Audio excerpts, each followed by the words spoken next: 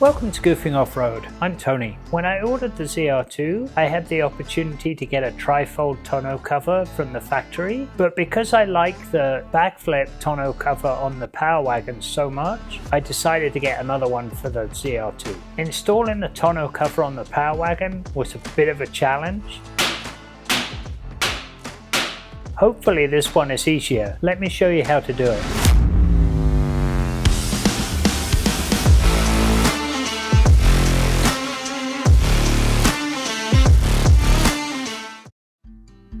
When you buy the tonneau cover, it comes with the cover and rails and all the clamps and hardware you need to install it. To install the tonneau cover, you're going to need a torque wrench with an extension and a 9/16 socket, a pair of scissors and some clamps to make it easier. If you're installing it with the sports bar like me, you're also going to need a ratchet and a 1/2-inch socket, blue tape and a marker, a Dremel or something to cut the rail with, and a pair of gloves and safety glasses.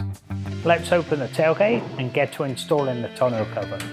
I'm going to lift the rail into place and see if it fits. Because of the way the sports bar is mounted to the bed, it gets in the way of the rail, so I'm going to have to trim the rail to fit around the sports bar.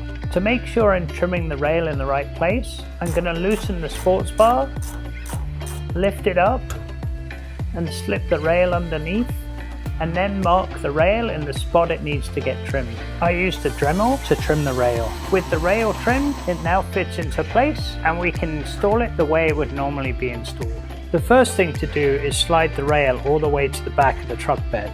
You get these two seals in the kit and you need to install one of them along the back of the truck bed. If you don't have a bed liner, you use this thin one. Because I have a lip on the back of the bed, I'm going to use this thicker insulation. I clamped the rail in place while I figured out where I wanted to install the permanent clamps. Here's where I deviated from the instructions a little bit. It says to place the first clamp about a foot from the back of the bed here. But because I can't get all the way to the front of the bed, I'm going to evenly space the clamps along the rail, which means that the first clamp I install is going to be about here. Slide the clamp over the bed rail and the rail. Make sure that the grooves on the clamp line up with the grooves on the rail, and then tighten it up to 10 foot-pounds with a 9/16 socket. Install the second clamp as close to the back of the bed as you possibly can. And now install the third clamp halfway between the first and second clamps.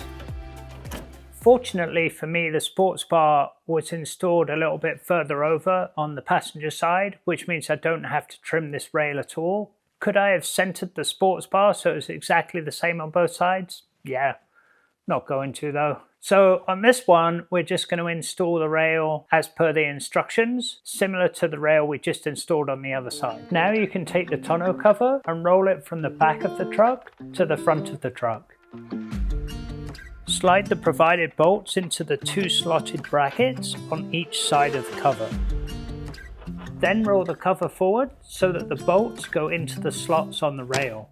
Now install the hardware loosely. You put the rubber washer first, then the fender washer, and then the screw knob. I rolled the cover back to make sure it was square with the rails and that it would latch correctly. With the cover positioned in the right place, tighten up the knobs to hold it securely. Now we can install the clamps that have the tie downs on them. You want to install those as close to the rear of the bed as you can. Unfortunately, the sports bar stops the tonneau cover from rolling and unrolling well, but if I fold the tonneau cover a little bit flat, it will scoot by, which means it works, and that's what I need.